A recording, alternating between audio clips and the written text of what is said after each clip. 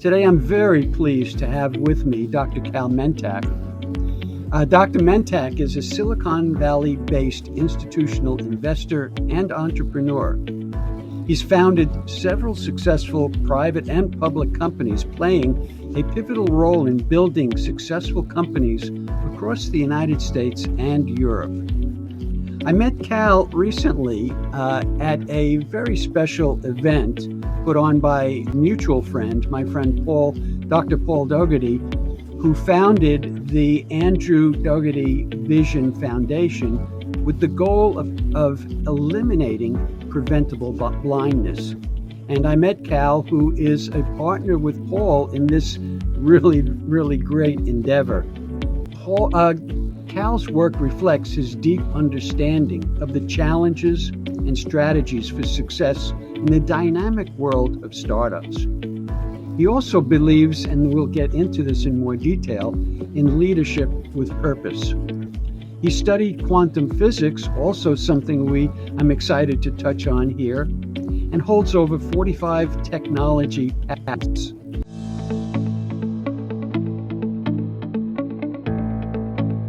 Welcome, leaders. In a world constantly evolving, true leadership requires resilience, presence, vision, and a willingness to embrace challenge and change. I'm Dr. Stephen Sideroff, and this is Quantum Leadership Podcast, where we go beyond conventional leadership to explore the principles that connect mind, body, and organizational success. So, Kal, what a pleasure to have you here. It's good to see you, Stephen. It's a pleasure to be here, and thank you so much. I'm excited because we have so much to talk about. Let's see what we can get into this hour. But I'd like you to begin by telling our audience about your particular path to leadership. And in that process, I'll really check in with you on what obstacles you faced and how you dealt with them. Yes, Stephen, it's really a pleasure to be here and share with you my journey, and also share with you how much I value your work. Very helpful for so many people. Thank you. I'm a quantum physicist by education and a material scientist. And I became an entrepreneur because I thought that working for a company was not something that fulfilled me personally. So I started as an entrepreneur. I started companies in ophthalmology that developed the first glistening-free intraocular lens. This is a lens that addresses cataract all over the world. And after that, I started many other companies that in healthcare and biotech and deep tech and other things as well. But just like many other founders and leaders and entrepreneurs, I had a sense of a lack of fulfillment. I wasn't fulfilled per se. You know, you have all these things and you're not really, something is missing. And then I became an investor and I started helping founders that I invest in build companies. And what I discovered, and this is really my most cherished work, is helping these young founders build companies and also deal with the personal challenges that come with competing in the startup world, stress, personal issues, and things like that. And that's how I started to develop this work. I call it the work. And it's really a work that is really a collection of my own experiences and my discussions with many colleagues in the investment world, but also in the startup world. And that's really, my journey in a way. It culminated in this idea of helping others with addressing or managing stress and also addressing the challenges of personal growth through the corporate world, if you will. Mm-hmm. So it's interesting that you recognized in your own career, your own work, that there was something missing. And I think a lot of leaders may have that where there's something missing, but they tend to ignore it, to push it to the side and just push on, so to speak, and just feel like perhaps, everybody's feeling this and I just have to, bite the bullet or so. But it sounds like you heard that and you paid attention to that and addressed that. And how do you do that with the leaders that you're helping to mentor? Most of the people that I work with, interestingly enough, I come from a spiritual background, and I studied Eastern cultures. I studied Buddhism. I spent a lot of time in meditative traditions. And most of the people that I work with, especially younger ones, they never come to me and say, I want to be spiritual. I want to find God. I want to find myself. Most of the time they come to me with things like, I'm stressed out. I don't know if I can build this company. I don't think I'm cut out for this. I've got personal issues because I'm building this company and I'm working 20 hours a day. I've got personal problems with my wife or my girlfriend. And I struggled with the idea of telling these people, well, maybe meditation can help you. Maybe some of the body work that we do can help you, because it really doesn't resonate with them.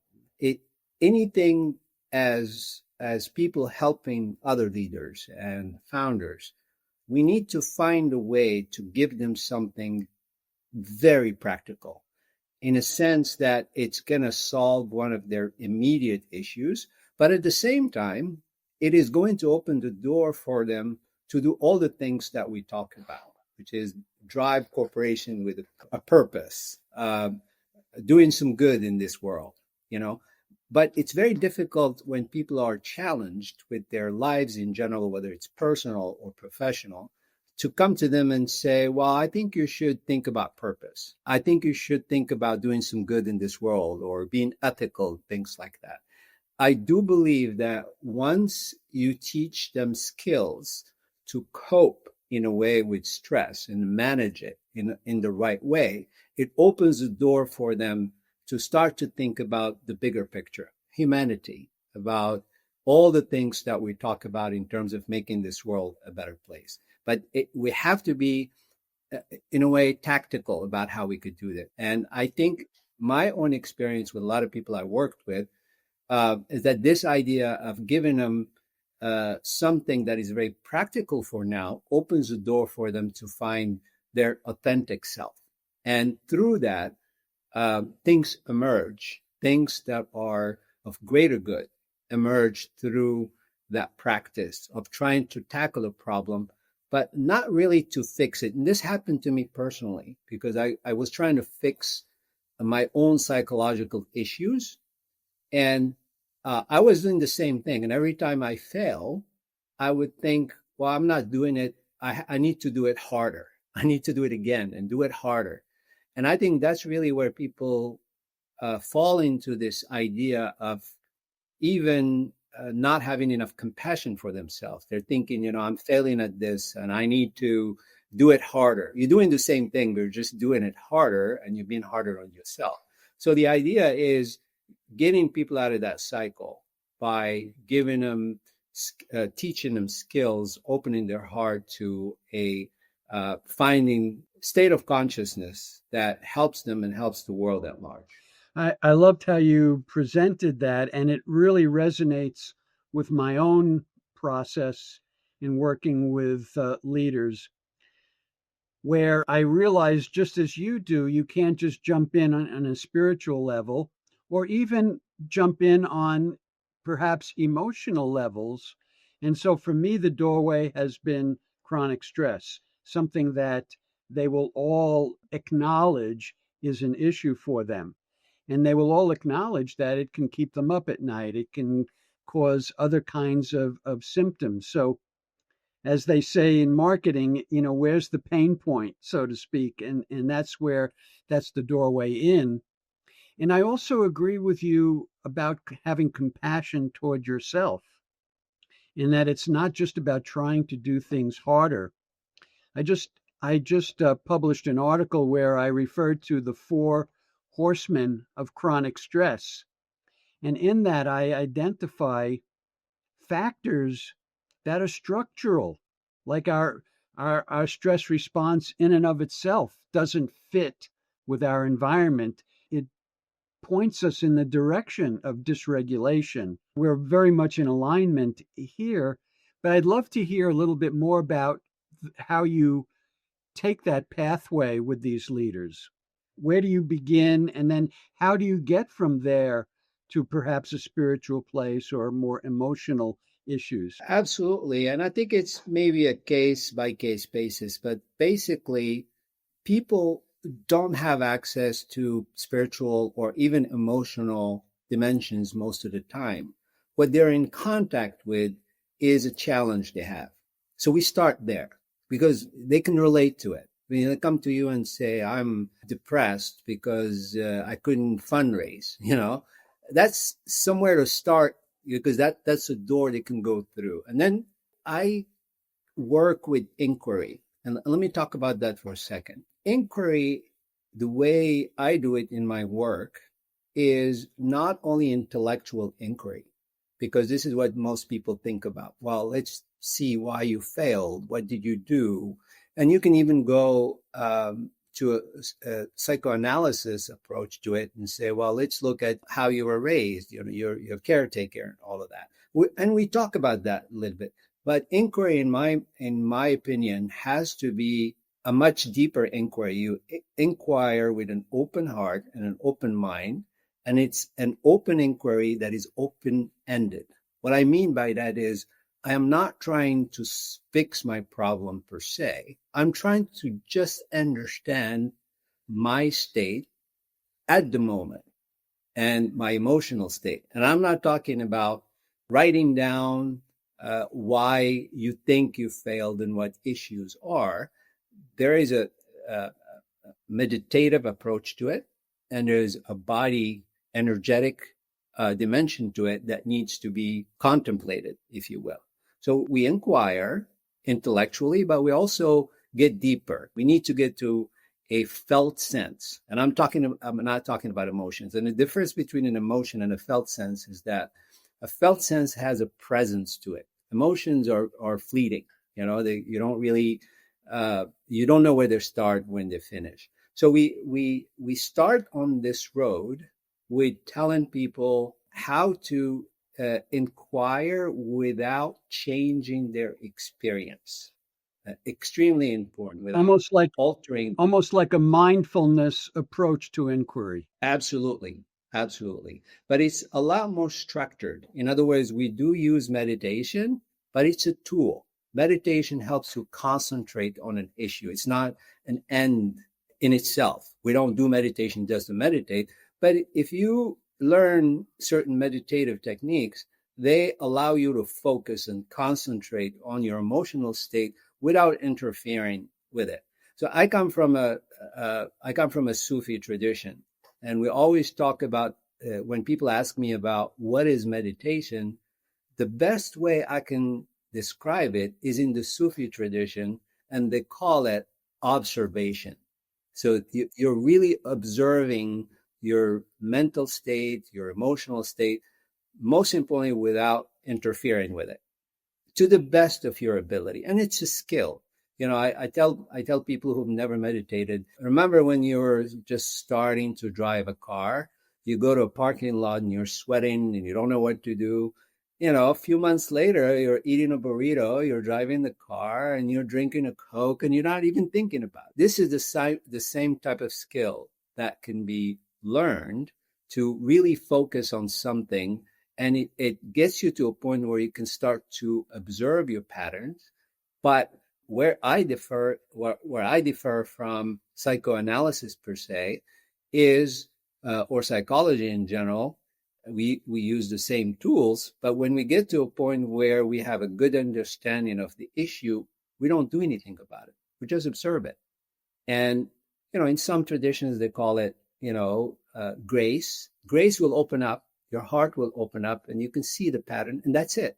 And that helps dissolve that pattern, whether it's self-sabotage or whether it's having issues with success or anything like that. So I've validated this approach with so many people. Of course, I tried it on myself many, many, many times. I've done so many inquiries, but when people learn the skill, you can never get it to perfection, but it's incredibly helpful in showing, unveiling all the patterns, all the conditioning that one has dealing with, whether it's on professional or personal level. Can you give me one or two examples of leaders that you've worked with and perhaps any resistance they showed to the process or how you moved through that? Absolutely. And there are so many of them, but let's take strength, a leader who's strong, right? We all like leaders that are strong, that are going to drive this, their organization with strength and decisiveness. And I always tell them, look, strength is a great thing. And however, there's a very fine line between strength and anger. Very, very fine line. So you've got an issue at work, and you can deal with it with strength, with firmness, with good quality observations. Someone who's not doing their job, you go to them and you tell them exactly what the facts are. So that's strength, because you've got a responsibility to your shareholders to do the right thing. Anger, on the other hand, is blaming things. If you're the CEO, you're to blame for any issues. So people who work for you, if something is not going well, in a way, you're responsible for that. So you can't blame it on that person, because you've hired them. So you have to state the fact with respect, with dignity, and without crossing that line that takes you to anger. So strength, we see it, for instance, as a very useful, essential quality that helps leaders, but they have to be really, really careful how to manage it and how to harness the usefulness of it in being a thoughtful leader, an effective leader, but without crossing the line to being angry. We can talk about vulnerability, and vulnerability, for instance, gives people a sense of authenticity. If you're a leader, if your people who work for you see you as authentic and human, they tend to respond very, very favorably to your strategic direction. But if they see that you've got this egoic wall, again, it's a fine line. How do you keep authority in an organization and being vulnerable and keep that authority? And I think this is the skill. It's almost like sometimes we call it the diamond knife. It's incredibly precise in terms of dealing with these issues that sometimes they get all entangled because we don't understand our emotions very well. These things get entangled. So strength becomes anger, compassion becomes pitying someone, will becomes stubbornness. And we provide the skills, we teach the skills on how to distinguish between these things very carefully. And discrimination is extremely important in terms of being an effective leader. You mentioned authentic leadership or being authentic. And that's a popular term these days. And I'm wondering your thoughts on, can someone decide, okay, this is supposed to be good for me to be authentic. I'm going to be authentic. Is it possible to put on an authentic air? I love that question, because in most cases, in all the things I talk about, a lot of these qualities, you cannot fake them in a way. The reason why you can't fake them, because they all emerge spontaneously when you're in touch with your true self. Mm-hmm. So you can fake authenticity by being helpful or human or appear human to others, but true authenticity is felt by others. Because going back to what you said about quantum entanglement, we all have the same essence. And but most of the time what we do is we build this armor around this beautiful, pure essence. And people, because they're made from the same essence, they feel it. So when you take that armor out and you're truly authentic with an open heart, people will feel it. And they would love the leader because of that. You can fake it to a certain point, but I think integrity, being authentic, being compassionate. Those are, I call them essential qualities. In other words, they're the ground of a lot of things. So if you take strength, for instance, that's the ground for courage. So courage is something that comes from that strength, but strength is fundamental to human nature. And when you start to get in touch with it and you have an open heart and pure intention, that strength manifests itself with others as courage, as other things that help them follow that leader because they just feel a connection. And sometimes they don't even understand why. They'll say, you know what, we love this guy because he just seems so human. He's very effective. He's very compassionate. He does all the right things. But there's something that goes beyond that. And that's, for me, that's the true humanity, is a lot of things, just like quantum physics, that we don't understand. We have this connection, but we don't know why. And that's a true connection. I also share this belief that the best leaders have done their own inner work and own inner healing. And you say, and you have an interest in personal growth to help founders build exceptional companies, which is very similar. And that's what we're talking about right now. I'd love to hear how people respond to that. If you get a lot of pushback, a lot of resistance to that kind of um, insightful looking inside. Yeah, I think at first a lot of people, because we're consumed by this competitive world, a lot of people want to listen to you because they want to gain a competitive edge. Anything that's going to get them to fundraise, to grow fast, to build this company, to do the IPO, to do position themselves for an acquisition, they'll listen to you. Mm-hmm.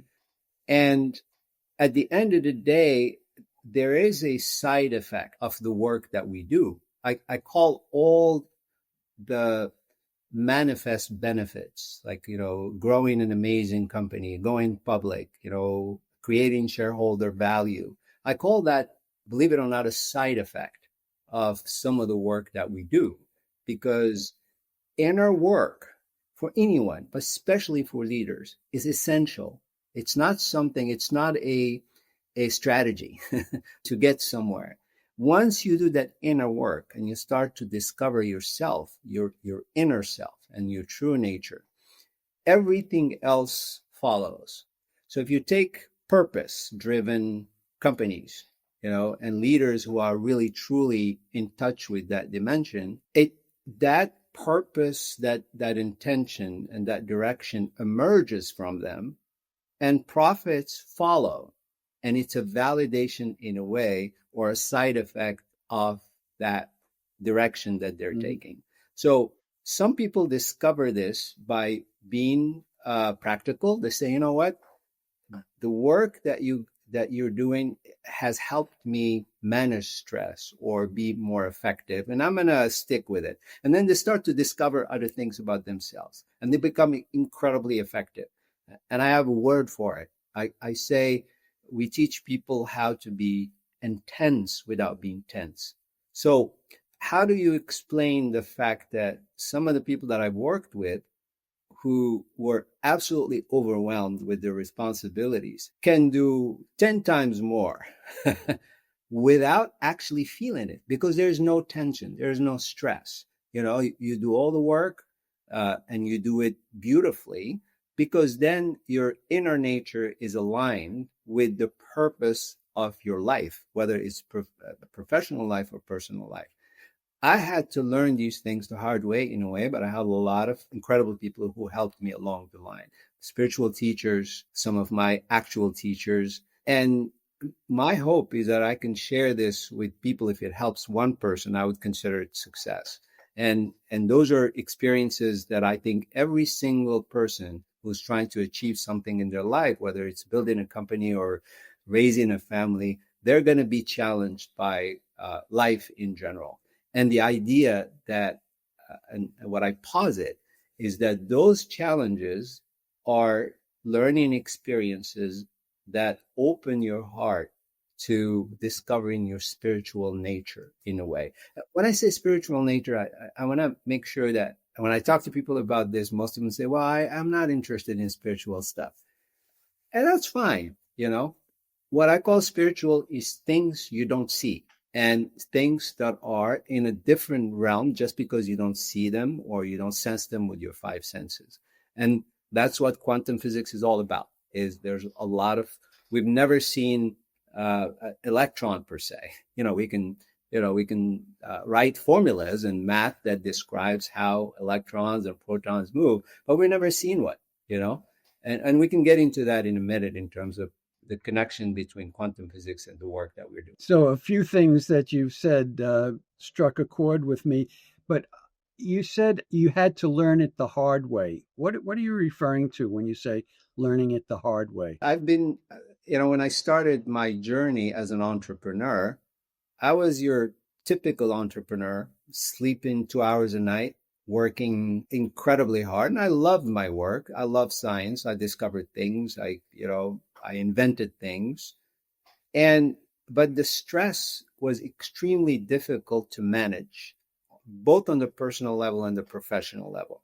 And there's nothing wrong with that. I mean, stress in itself, the way maybe working hard, there's nothing wrong with that. I still work as hard as I used to when I was younger. But I think the problem was that my purpose in life was not aligned with the work I was doing and precisely with the way I was doing my work. I was hurting myself and hurting others, because I was thinking I need to get this company somewhere. And I don't care how I do it. I don't care how many people I hurt. People are close to me and people around me. So when I discovered that there's another way of doing things that has much less friction, both on the personal and the professional life, which is, discovering that as a human being, we have incredible potential, and learning how to manifest that potential in your personal life and professional life is the most incredible gift you can give someone, because it just makes life so much more enjoyable in general. So you go through all the things, you feel pain, there's failure, but you start to realize that all of those things have a secondary importance compared to something that has absolute importance, which is you as a human being. And just understanding this, not only intellectually, but understanding this deep inside your being, and there are ways to do that, and I talked about meditation and things like that, it just gives you a completely different perspective. Your world, the way we see it, is inside of you in a way. And I always ask people that I work with a question that probably doesn't have an answer. It's a philosophical question. And I say, imagine if you were never born. Not that you were born and you died. Imagine if you were never born. Would this universe exist? It's like a Zen koan. It doesn't have an answer. But for people to think about, well, everything I see, everything I experience is inside of me. It's not outside. And I think that just gives people this idea that I should take care of my inner experiences. That's has absolute importance. Everything that comes after that, money, power, prestige, and all of that, has a secondary importance to it. Of course, religious people, they put it differently, and that's fine. They say, God has absolute importance, and everything that is created has a secondary importance, and that's fine. Whatever works. Yeah. Beautiful, beautifully said. And all of this leads to the next question, where you have expounded quite a bit on profit with purpose. We're touching on it, but can you elaborate a little bit more on how you see leadership being enhanced when you add purpose to profit? Yeah. And so the way I see it is that having a purpose as a leader is not a strategic choice.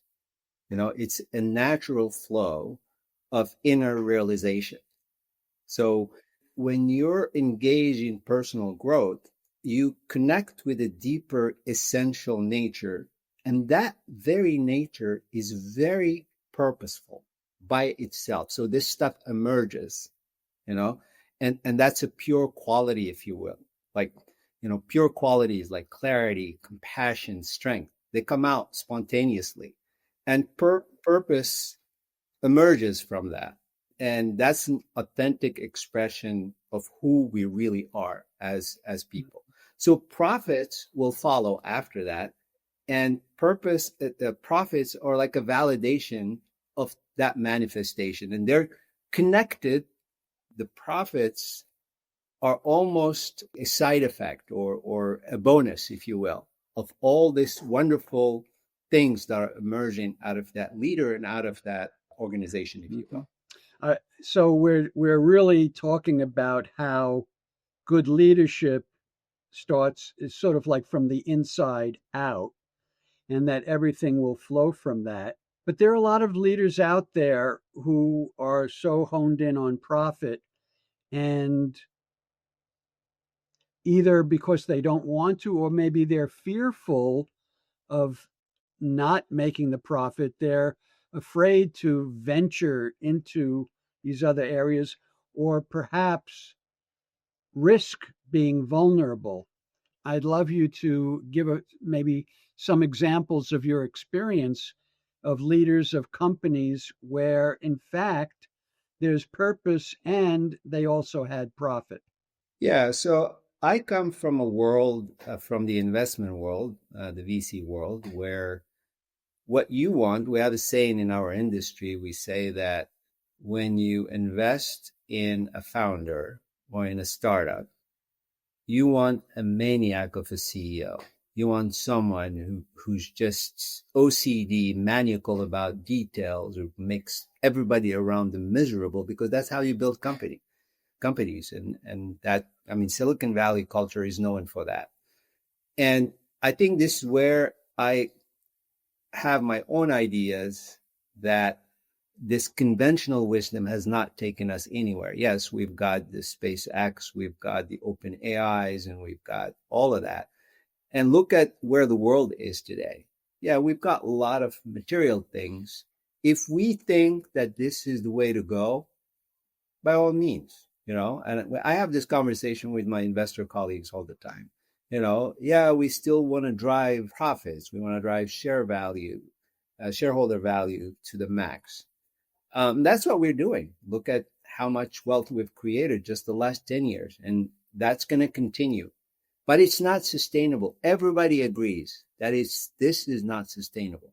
And I have to say, artificial intelligence has precipitated this idea that if we don't pay attention to the stuff that you and I are talking about today, and we just focus on how much money these companies are going to be making, the world is not going to survive.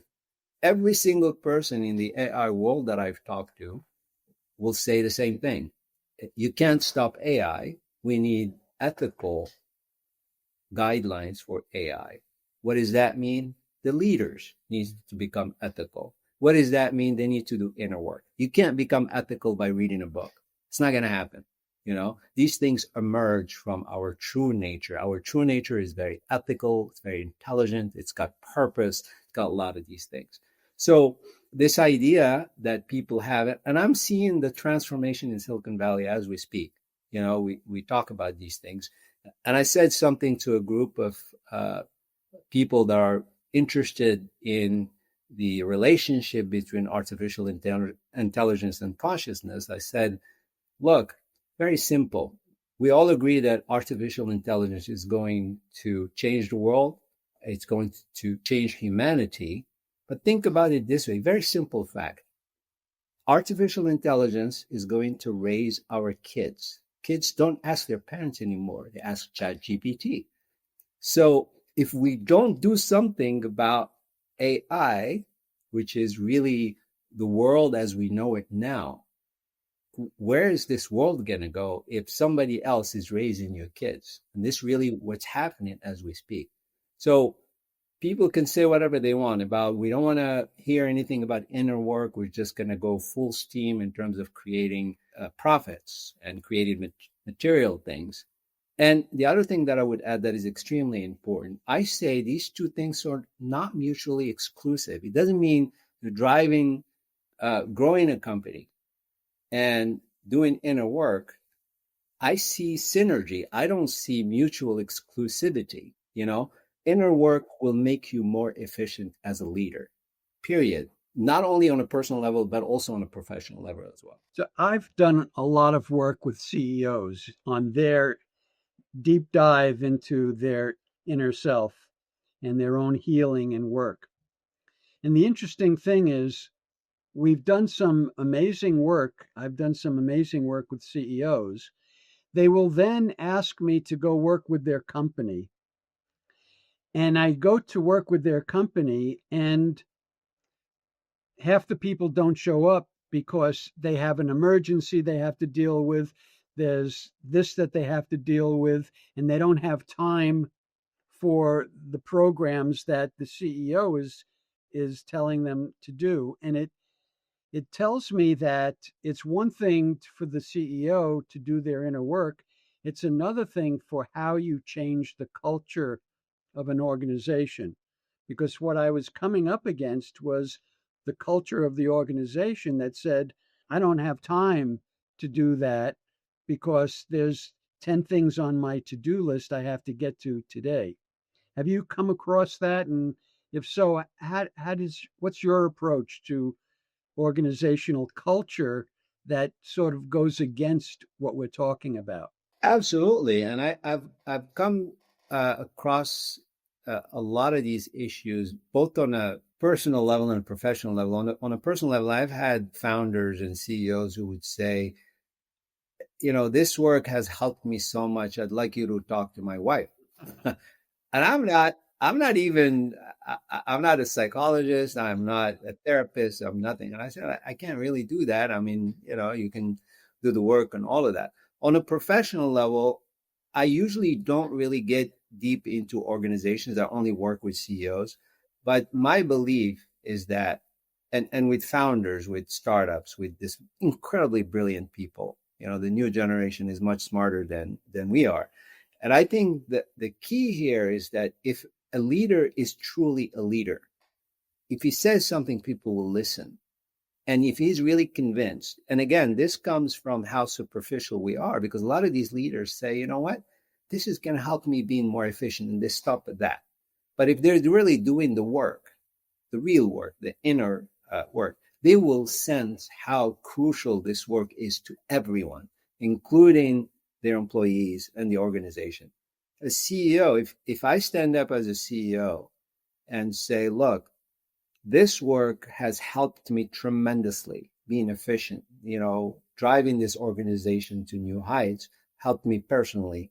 I want you guys to do this and help and hold people responsible. Hopefully we'll get to that point someday. But for now, I mean, I haven't had any direct experience with this, but I can understand how organizations that are too busy with, creating shareholder value can just not really give any importance to things like that. Well, Kal, I want to spend the rest of our time together talking about quantum effect and how we can apply that in the process of leadership and what you think are the connections here. I've shared some of my own thoughts in previous conversations, but I'd love to hear what your thoughts are, having that background in quantum physics. Yeah, absolutely. I mean, naturally, we've had this conversation, and I love your direction of your thinking. I think it's the connection between quantum physics concepts in general and some of the work that we're talking about is incredibly important. What I can tell you is that, I've interacted with a lot of pure quantum physicists who've been in the field for a long time and all of that. And when we talk about the relationship between a reality or how reality manifests in quantum physics, they all have their own ideas. But I think what's missing, and I'm glad it's missing, it's this absolute certainty that there is a connection between quantum physics and humans and consciousness and things like that. Because it's like, for, when we talk about religion, for people who say, I believe in God, I can demonstrate it, Same thing. It's like this uncertainty. In quantum physics, we have this thing called the Heisenberg uncertainty principle. It's built on uncertainty. So it'd be extremely difficult. I know people who have tried experiments, in terms of trying to provide actual proof that there is a quantum effects in everything we do. The way I look at it is that in quantum physics, we talk about the quantum field or the vacuum field, which is a field of pure potentiality. In other words, everything we see, all the particles, everything is actually exists as a wave until you look at them. And then when you look at them, you collapse that wave in very simple terms. And to me, if even people who don't know anything about quantum physics, when you tell them this, of course, seems strange. And they say, this is just too much for me. But instinctively, as humans, we see the connection. In other words, the intention that by which your consciousness absolutely has an effect on how your reality unfolds, how your life unfolds, your intentions, what directions, do you have purpose in life and all of that, without getting into all the details. So in my work, I talk a lot about this. I talk about this essential nature, which is a formless field of potentiality. And this field of potentiality will manifest itself. And we even give it colors. We give it wavelength. And really, this is where I take it to a different direction. I want people to have the experience of this field. And it's possible to do that. The absolute, this field of potentiality that has no form. And yet all forms arise from it and go back to it, and we'll leave it at that because it's not a void. So Buddhists call it emptiness, but it's not empty. It's a dynamic field of potentiality just sitting there of information. We can allow it to manifest in us. It manifests in us in different colors. So we talk about strength as the red color. We talk about compassion as a green color. We talk about, and they have locations in our bodies, just like chakras in the Hindu tradition. And the reason why we talk about these things is we're trying to get people away from the intellectual explanation of things. We just say, look, you're a field of potentiality and you can manifest certain things. And we're going to teach you the skills of recognizing, discriminating between these things. So when you're faced with a situation as a leader or as a person, there are situations that require strength. There's situations that require compassion. There's situations that require laughter. Some of them require will. But you need to know how to discriminate between these things. And that comes from a quantum understanding of this field of potentiality. So for me, the starting point is similar, where with the observer effect, my notion is that the infinite possibilities collapse with observation or with action into one reality, which puts so much power into our hands.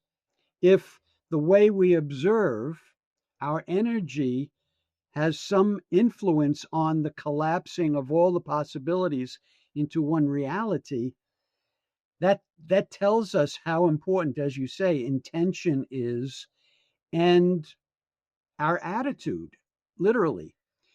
So when we get to leadership and quantum leadership, I'm thinking with leaders, that power is magnified because of how many people a leader influences.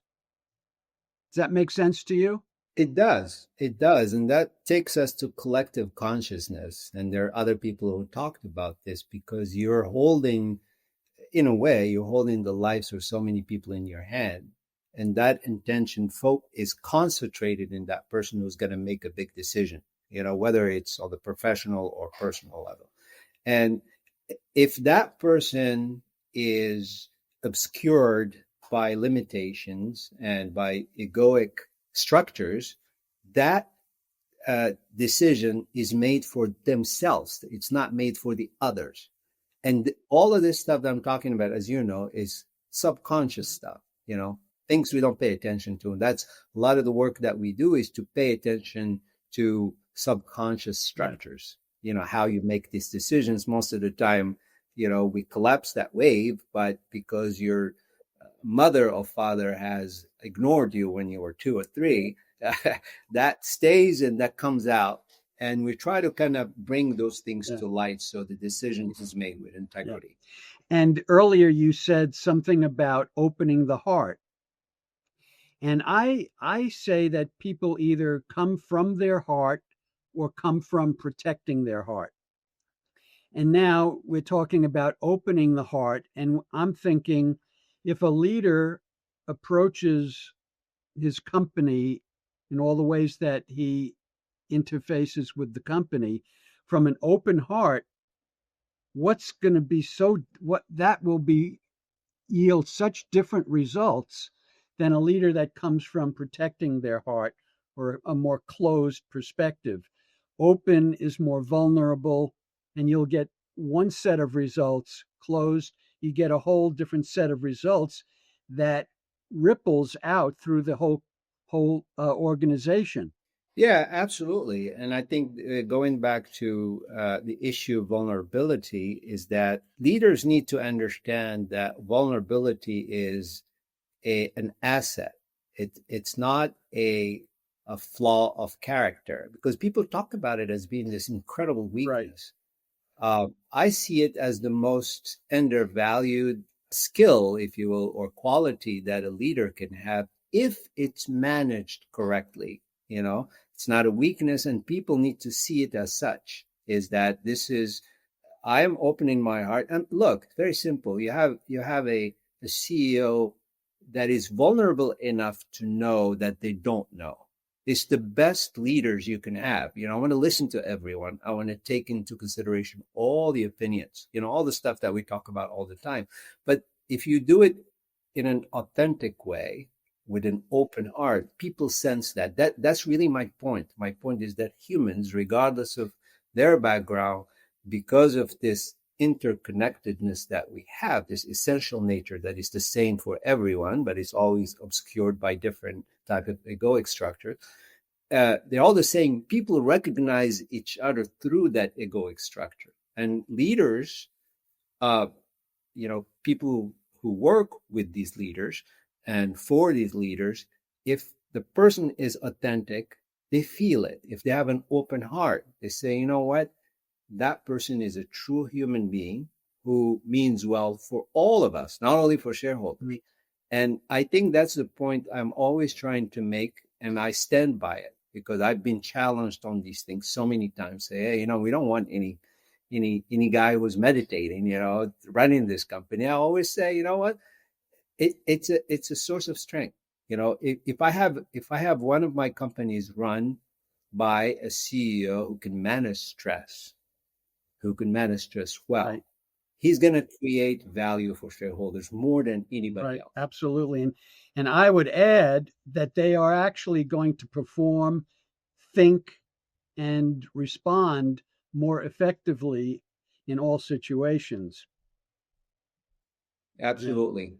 Yeah. Absolutely. This has been a fascinating conversation, Kal. I so appreciate you coming on and joining me. Pleasure is all mine. I really enjoyed the discussion. I look forward to many more. Yes, absolutely. And one time we'll get together and talk about how we can actually design some experiments to engage leaders to work from a place of quantum leadership, where they integrate in a different way to get better results. Absolutely. I look forward to that. All right. Thank you again, Kal.